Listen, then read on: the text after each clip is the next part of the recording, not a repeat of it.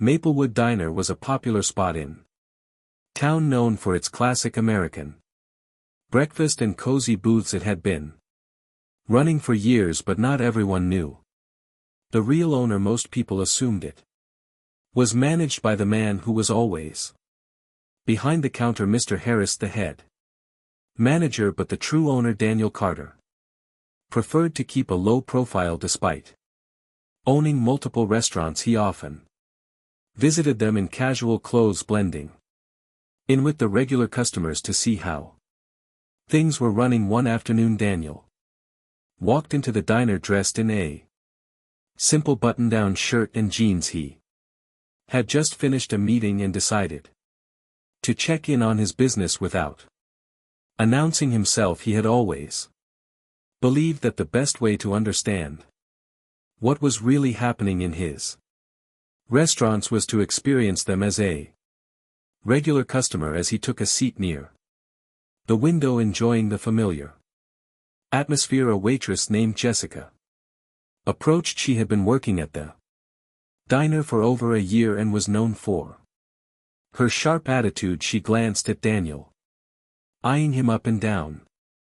Unlike the other customers who had already been served, Daniel had yet to receive a menu or greeting. Jessica crossed her arms inside. Before I take your order, you'll need to pay up front. Daniel raised an eyebrow. I'm sorry, what?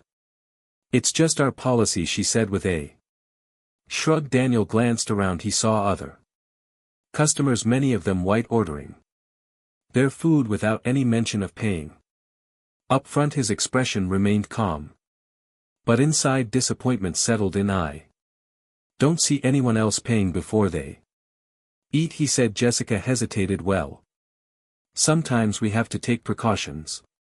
You know how it is. Daniel's eyes locked onto hers. He knew exactly what was happening. She had made an assumption about him based on the color of his skin. Instead of causing a scene, he decided to see how far she would take it. So if I don't pay now, I won't get served, he asked. Jessica shifted uncomfortably. Look, if you can't afford it, there's a fast food place down the street. A tense silence hung between them. Several customers were now looking over, sensing the discomfort in the air. Daniel took a deep breath and pulled out his wallet. He handed her a credit card, watching as she took it with a smug expression and walked off toward the register. A few minutes later, the restaurant manager, Mr.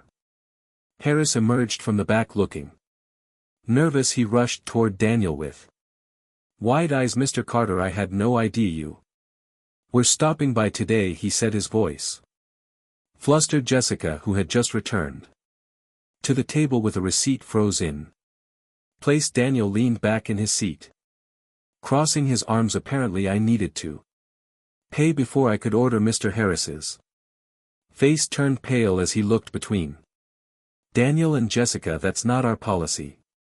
I am so sorry, sir. Jessica's mouth opened and closed, but no words came out. Daniel remained calm but firm. I own this diner, and I own 5 more just like it, so tell me. Jessica, why did you assume I needed to pay up front when no one else did? Jessica stammered. I